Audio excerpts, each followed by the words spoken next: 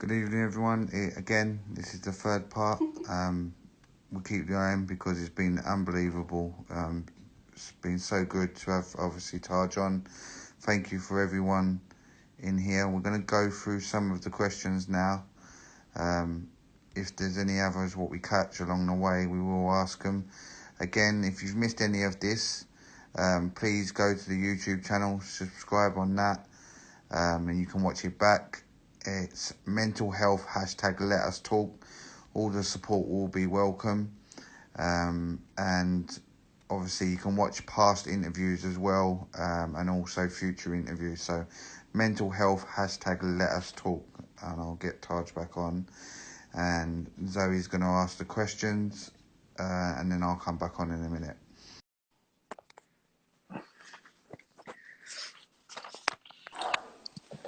Hello, sorry about that. I panicked because a little timer come through. No worries, no worries.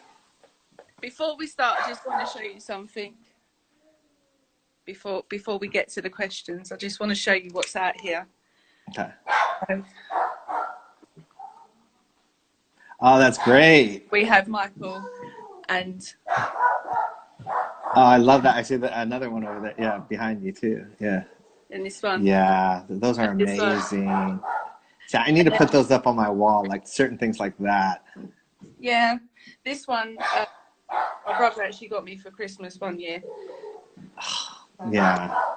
I just wanted to show you that. So. I love that though. There's little bits of Michael everywhere in here. Yeah, that I have. I have mine in strategic places around the house too, but not on the walls usually. No, there's things on. People buy me these. I think they buy me them just as it's something I'm gonna like, and not actually expect me to put them up, but I do. Yeah. No, I would too. I love it. I've got like a cushion out there. In every room, there's something. It's really funny. It's always good that you're supposed to have it in every room. Yeah. Whatever it is. So I'll start again with the first question that I asked you, which was, what's your favourite memory of Michael?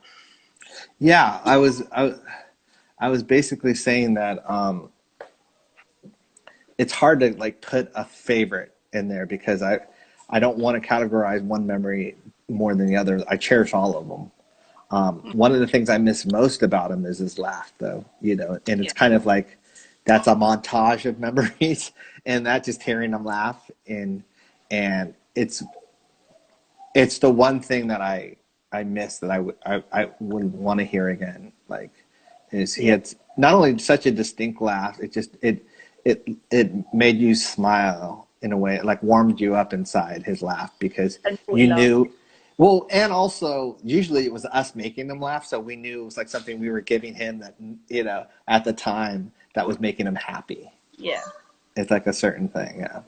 Those are the things that you miss, I think, when someone's gone, is you miss their voice. You miss their voice, yeah. Yeah, more than anything, I'd say. More than anything, yes. So there's not a favorite memory. I mean, I look at pictures and stuff, from him holding me as a baby all the way to basically, when the family had that, Indian dinner and we were all there and all that stuff. And I can't think of a year that he wasn't in my life. Like he's been in my life this whole time. And so there's so many memories and so many fun memories. Yeah, it's nice. So. Oh, hold on one second. I do have a memory that's a little, it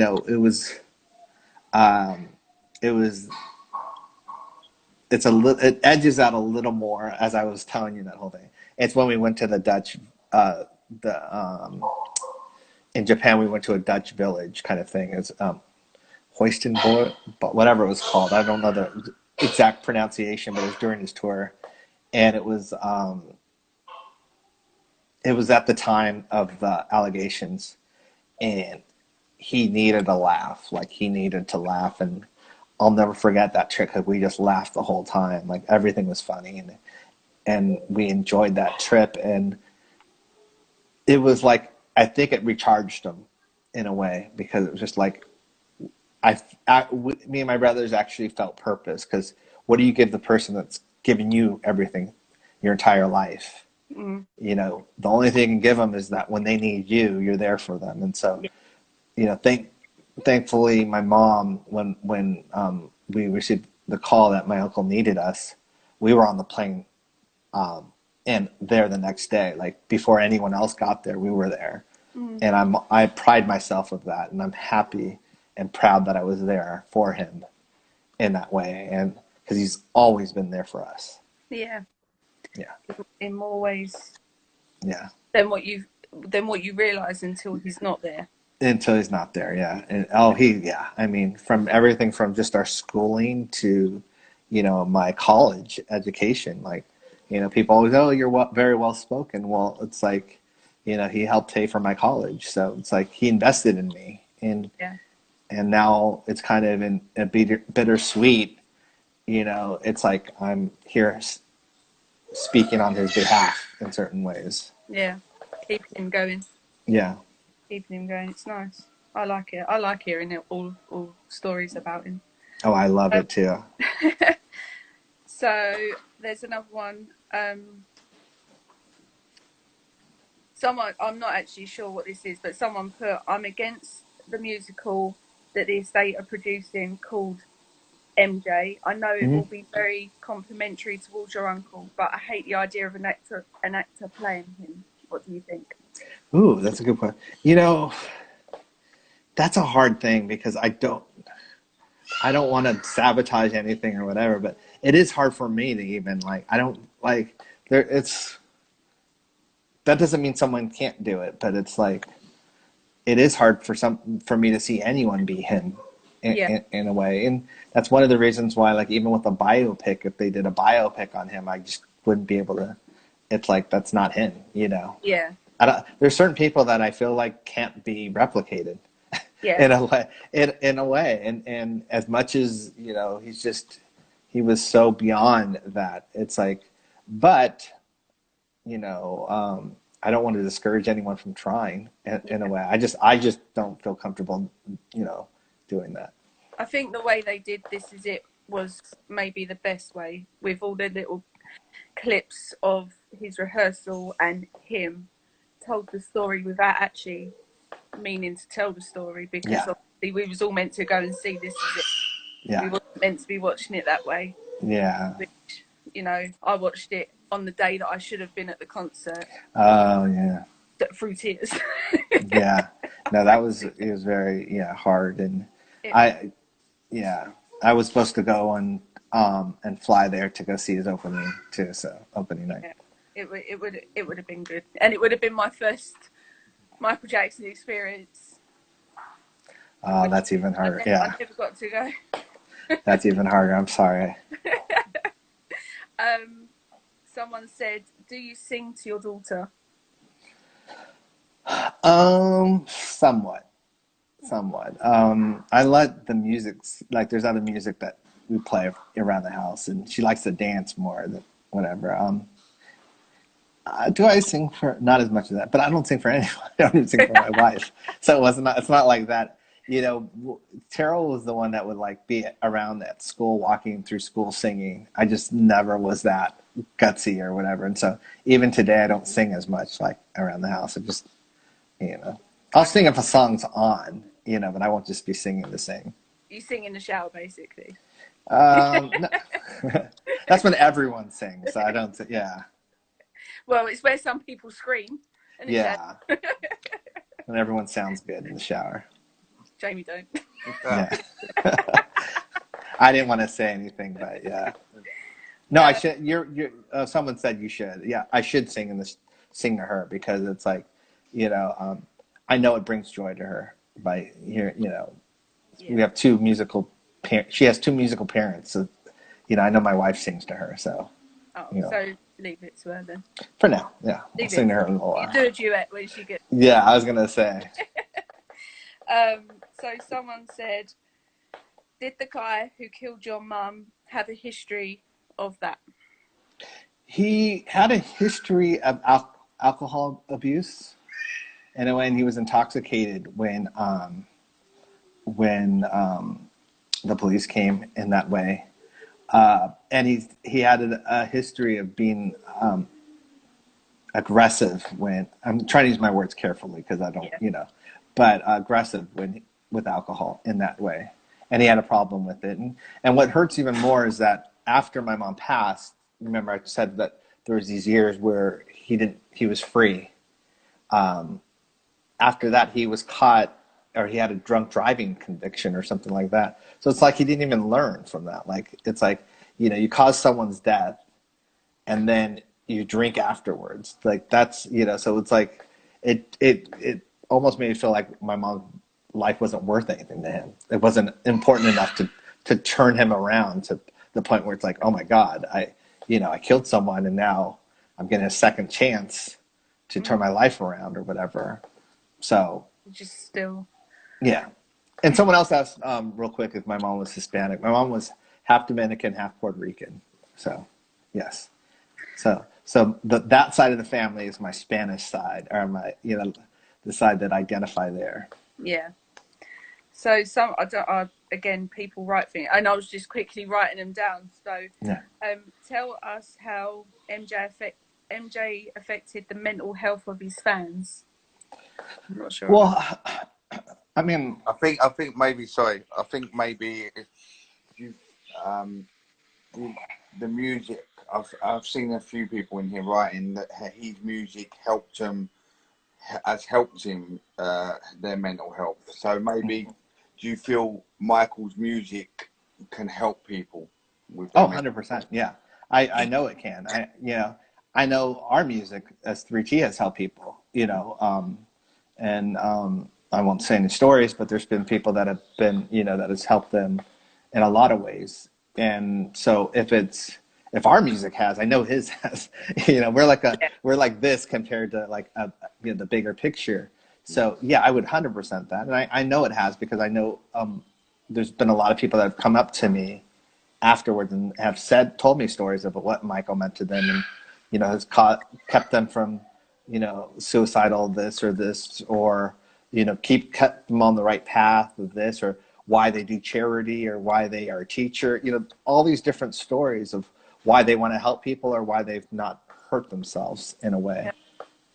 See, it's funny because Tarrell's song "Without You" I stumbled across by accident about a week after my nan died. And I listened to it, and obviously the first time I listened to it, I couldn't listen to it. But now, if I'm having a moment, Jamie will tell you that I'll often sit and think about my nan and just cry. Yeah. I lost a cousin a couple of years ago, and I'll sit and think about her and just cry for nothing. And then I, at some point, will go off, listen to Tarrell, and come back, because the words in that song, you identify with them. I totally get it. Yeah. Because especially the part in it that says, they tell me it gets easier, but basically, but it doesn't. And it's just when I heard that, and I literally didn't know that song, and I don't even know how I found it. It was just kind of flung on me. So when someone says, music touches me in certain ways, that's what they're saying. But how does it make you feel, like, when you see little ones? So Jack, obviously my son, discovered Michael about 9 years ago. And I never kind of forced Michael on him, because if that was the case, he'd be a Take That fan. He'd love boy bands if that was his. If you had your say, yeah. But he stumbled across Michael of his own accord, and he loves Little Susie and things like that. Does it make you feel proud that Michael, even though he's been gone so long, he's still touching the younger ones, as his music doesn't age? It never goes out of style. Like, the younger ones are still enjoying it. I'm going to answer two questions in that, because there's another question from before that you said that I think with Terrell's song, I think that Terrell's someone that he channels his feelings through his music. So why you identified with it, why you felt the connection, is because the words he was saying and how he sung it was actually how he was feeling, and you connected with that. That's exactly how my uncle was with everything that he sung. And so I feel like kids, they, as adults, there's so much going on and so much that we've unlearned, that kids have this way of connecting with energy, positive energy. And I can't tell you how many people that, I mean, even people that aren't even Michael fans and their kids are fans, because they just heard a song or whatever. One of my good friends is a Michael fan, but like she didn't even play Michael. It was just like, and the one time she did, like, her daughters are like, fanatics now, because it's like there's something about his music that people just connect with in general. And if if you're a certain way, you will connect with it no matter what age you are. But there's something about kids, that they're unfiltered, so they connect with it right away. And and I've seen that. So I knew that before, but that's why his music will always be, through generations in that way. Yeah, because I said Jack actually is Sorry, my daughter's running around. So that was what that smile was. She smiled at me and then started running. Jack is actually a little bit dopey, and he was sitting in here a few months ago singing along to another part of me, and then he went to me, "I really like this song. What's it called?" I love it. And I was like, "You're singing it? How can you not know?" So another one here is, do you believe the Pepsi burn was a conspiracy? Ooh, I've never thought that. Because I've never thought of that. I don't know enough about it. I was young when it happened. I've almost the first time I've heard of it. It's not the first time I've heard of that, but I don't know enough about it I've always thought it was an accident, And so, I mean, as I do more research about everything, it might change my mind, but I've always thought it was an accident. I think that was an accident. I don't see how that could have been done. The weird thing is just like so much other stuff has happened in his life that you have to be careful of everything. I looked once he passed. It was almost like going backwards in time, like a movie, and kind of like listening to certain things he had said and this and that. Like because part of me, and it wasn't me, it was just me being part of this society. I didn't understand what he had truly gone through and everything in terms of, because he kept a lot of stuff from us. He kept us sheltered in a way. He didn't tell us everything in terms of everyone that was out to get him, or when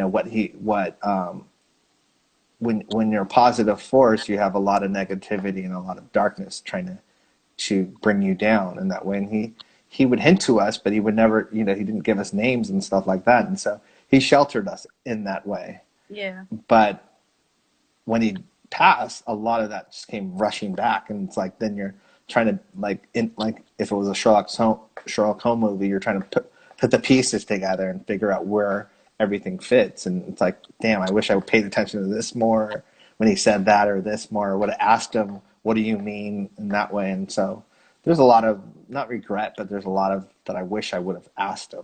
Yeah, it's hindsight, isn't it? Yeah, but then you beat yourself up, like, yeah. In that way. So someone said, do you think that part of the reason Michael was so misjudged was because of how private he was? I think it was, yeah, I do think how private he was, but that was also in an era where the bigger you were as a star, the less people knew about you. And the more, I mean, no one knew about Prince or Madonna.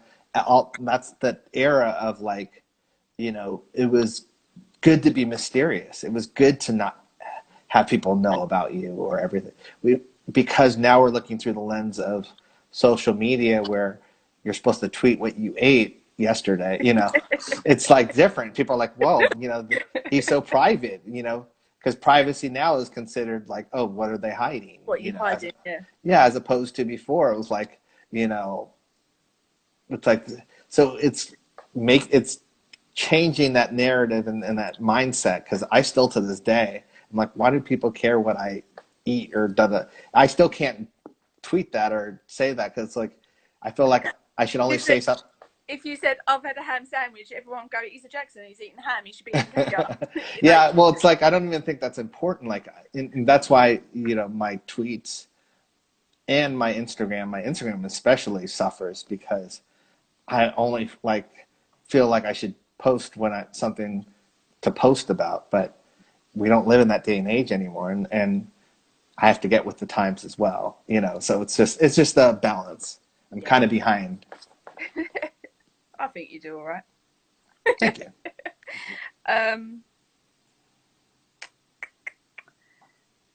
Someone said, did you ever have therapy? Did I ever? I went to a therapist one time. Her name was Kelly, and she was a good therapist. Why I didn't go to her back again was, I think I went to her a couple times, maybe two or three, but it was mainly for relationship problems, in that way, because um, when I say that, I don't mean like in terms of both of us went. It's just, since my mom had passed, I gave a lot of extra value to a relationship, almost to fill the void, and I didn't like that aspect of it because it's almost like too much pressure in that way. It was almost like I had, if the relationship didn't work, then it was like I felt empty, as opposed to I needed something for myself to feel.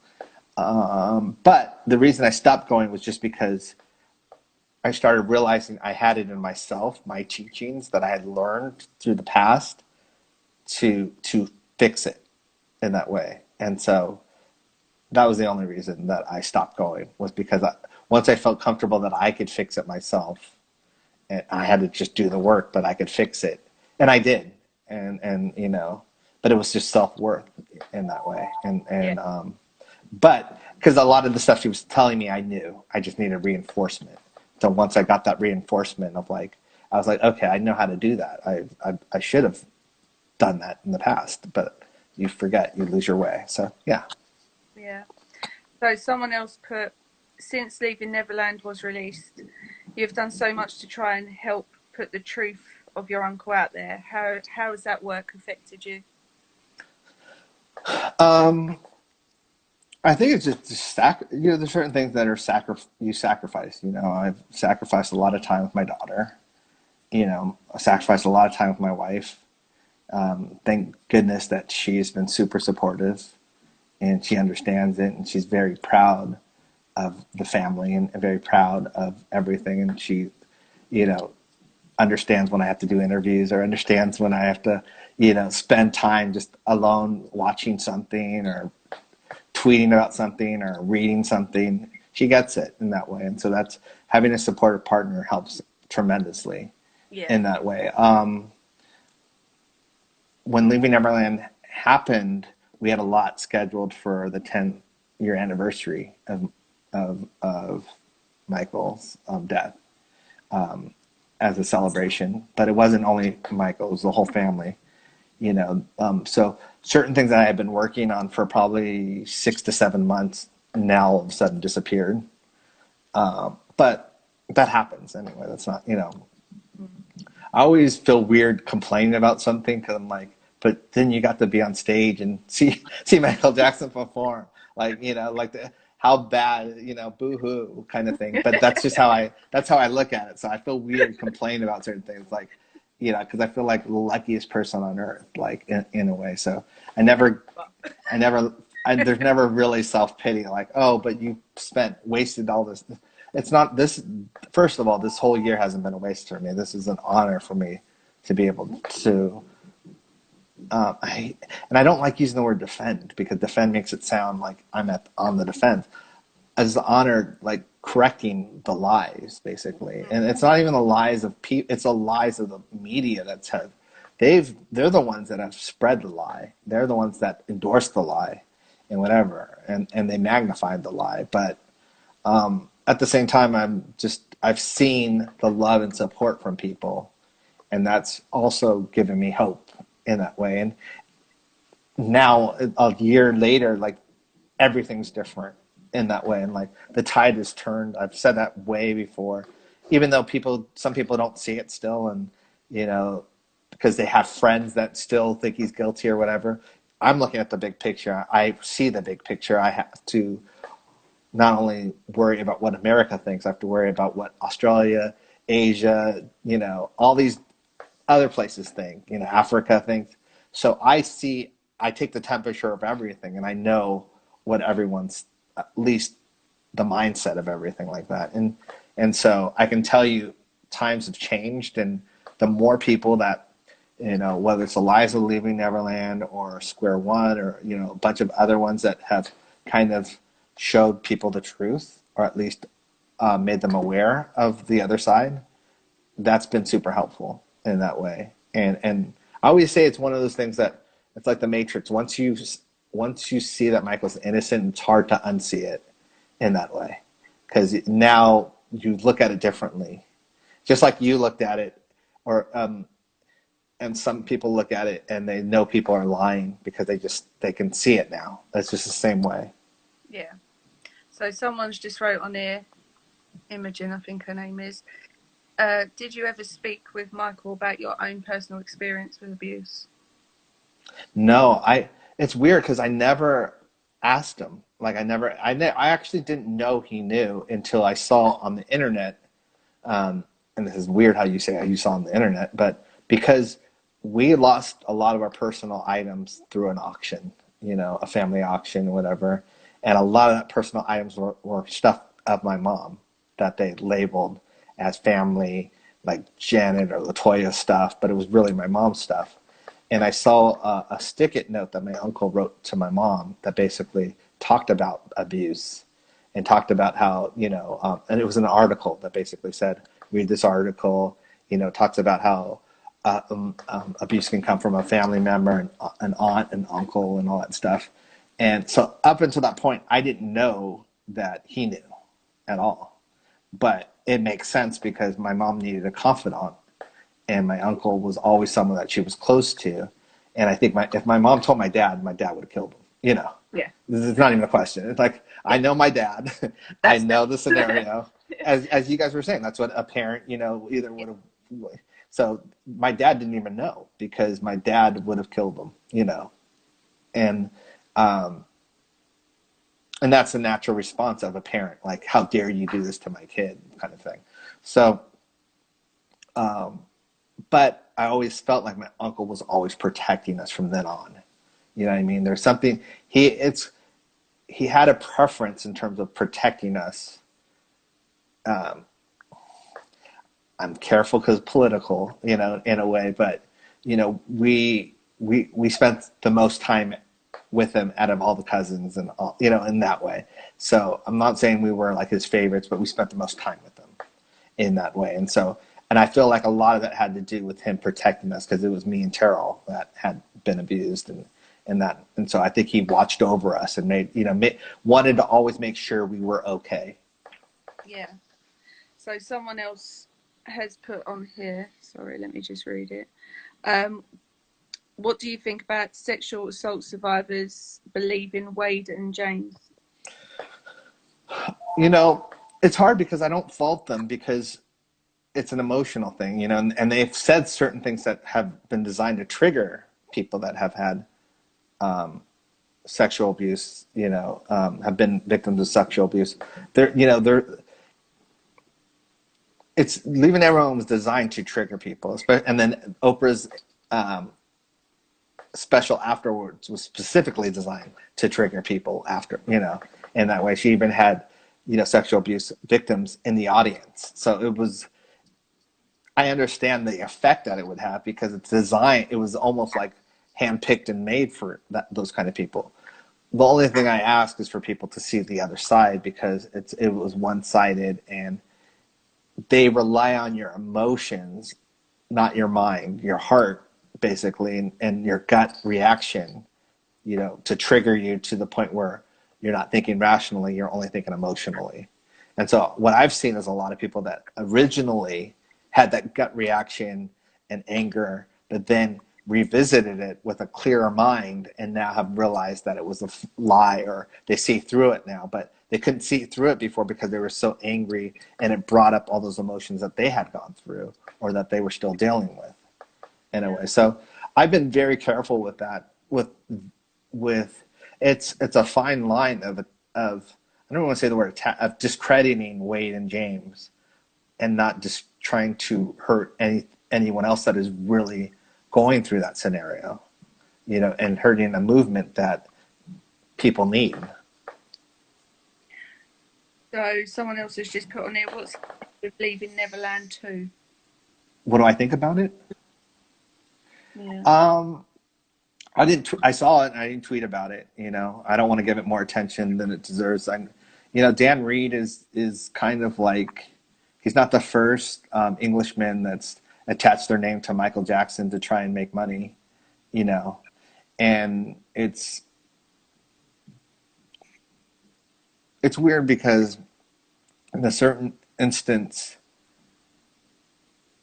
I truly feel like Wade and James are on borrowed time. I feel like they were lucky that they stopped doing interviews, because Dan Reed kept doing interviews, and the more he did interviews, the more, once people started questioning him, the more he looked silly, and the more he looked, you know, all his flaws came out. And I feel the same thing with Wade and James. Just because they're being protected right now, it's helped them. But the minute they're not protected, the minute they actually have a hard question to answer, the minute that they are looked at and vetted, I should say the word vetted, they're going to fall apart in that way, just like they did during the trial and the Yeah. court cases. So, you know, he's pushing his luck. He's just basically, he's beating a dead horse and all that stuff. That doesn't mean I'm not taking it serious. You know, I'm not underestimating anything anymore. But what I don't want to do is, I don't want to go on the defensive. I'm on the offensive now.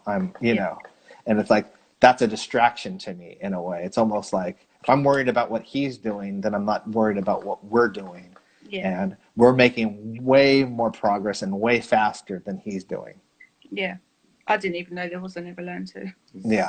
I won't be watching it. The first. Well, you know, I mean, the thing is that I don't know if anyone will like, you know, I do think, and I've seen it on Twitter, there's a lot of the media that knows the truth now, but they will never print it. No. You know, but they've seen it. They've learned about the train station. They've learned about Wade's lies and Brandy and all that stuff. They've learned about it because we've been everyone's been tweeting and educating them, but they won't admit it. You know, just like you have people in the world or friends that won't admit when they're wrong. They just don't have that in their system. Yeah. You know, but they see it, and so I don't think he'll get the reception that he thinks he's going to get. Yeah, I think he's flogging a dead horse. So I'm going to give you back to Jamie, because he's waiting. It was nice talking to you, Taj. Yes, nice talking to you too. Yeah, so Hello. they were great questions, and I appreciate obviously everyone asking them, and the support tonight, and you. I've got 2 last questions, and then I'll let you go after a long interview. And thank you very much for coming on. No, of course. The first question is, what would be your one positive message from yourself and and the Jackson family to your fans or people in the world? I would just say thank you, you know, for everything that you've done for our family and for me. I would say hang in there. You know, we're going through rough times right now, really cynical times, dark times. Try and stay positive. You know, try and stay hopeful. Attach yourselves to things and people that are positive and hopeful, because we need that, especially since we're all mainly isolated anyway. But also rely on, I mean, whether it's a song or a movie or whatever that brings you back to that happy place, rely on those things too, because they really do keep your mindset going in that way. For me, it's comedies. I have the Three Stooges, but I haven't watched those honestly since my uncle passed, because that was something we used to do. Yeah.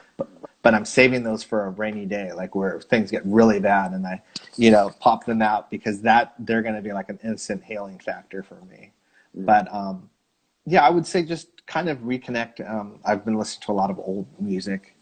Jackson 5 always does that for me anyway. But yeah, I think that's the thing. It's just, you kind of see the world, you read the news, and everything seems so not hopeful. And even with the Leaving Neverland scenario, that's why I'm here to tell you, no, things are changing. Things are getting better. It doesn't seem like it because we're all in our own little bubble, but I've seen past the bubble. I have to see past the bubble, and things are getting a lot better, and people are, you know, and the reason I see that is because people are starting to wear their shirts again, their Michael shirts again, out in public, which they wouldn't have done. A lot of people didn't. The diehards did. The ones that were always defending him did. But I'm talking about the casuals are starting to wear them again, are starting to play his music again and dance to his music with no shame. And they should, because, he's innocent. But that's a nice litmus test of what's going on. Yeah. And the last question, what would be your overall message on mental health? If anyone's struggling or you're around somebody who's struggling, how can we help going forward to show awareness and help people with mental health? I think, kind of not programming your mind, but just relearning what it is in terms of, and getting rid of the stigma of it. If you have that stigma, I still have work to do in that case, in terms of my stigma, because I was, brought up a certain way. And so I think that, and sharing whatever knowledge we have in terms of that. I learned a lot by we had our cousin on one of our episodes of Power of Love, which is the show that we do. And she talked about it and being bipolar and all that stuff. And it helped me understand that, because I didn't know there was medicine for it. And there's a lot you don't learn. I mean, that was my first real introduction to a lot of this stuff. Yeah. So just don't be so naive, really try and understand it. Don't wait until it affects you or affects someone that you loved. Try and find out beforehand so you have the tools to help someone. And if anything, support is the most important thing, not ridicule, which is, support is super helpful. 100%. Taj, thank you very much for coming on. I really appreciate it. And hopefully, obviously, people watching it back or who have watched it tonight, they can relate to some of the things you said and take from heart and take from your experiences and your views on mental health, and obviously the story of Michael and the Jackson family as well. So I really appreciate that, and hopefully it's shown some awareness to everyone tonight, and hopefully the ones watching it back. And as we say, if it's helped one person, that's the thing. 100%. And I thanks to all the viewers, and their questions. I always feel that love. I was reading the comments as they were passing by, so I really appreciate the love, and take care, Zoe. Still here. I want your hat, Taj. You're not getting my hat. This is the only one I have. It's not very nice. But thank you very much, Taj, and I really appreciate it. I really do. Awesome. Well, thank you for the interview. I really had a lot of fun, not only talking about mental health, but learning about it as well. Thank you very much, Taj. Keep safe, and hope we'll speak again soon, another time. Cool. Take care. Thank you very much. Bye-bye. So that was Taj Jackson. Unbelievable. Thank you for the last 2 and a bit hours, Taj, for coming on. Hopefully it's shown awareness. For anyone what wants to have a chat with me, try to come on the live if you want to come on the live. I'm on Monday nights at 8 o'clock UK time, and also 8:30 on a Thursday. You can go to the YouTube channel, which is Mental Health #LetUsTalk. Have a look at that. You can add me on here, and if you're having any struggles, I'm more than happy to talk to you as well. It's all about showing awareness to mental health. And again, I can't thank Taj enough. Look, when I've uploaded this, as soon as I can, again, as I say, you can go to the YouTube channel, Mental Health #LetUsTalk. I'm back on Monday, 8 o'clock UK time, with another episode with 4 new fantastic guests. Thank you very much, everyone, and hopefully a lot of you will tune in again. Thank you very much, everyone. Bye-bye.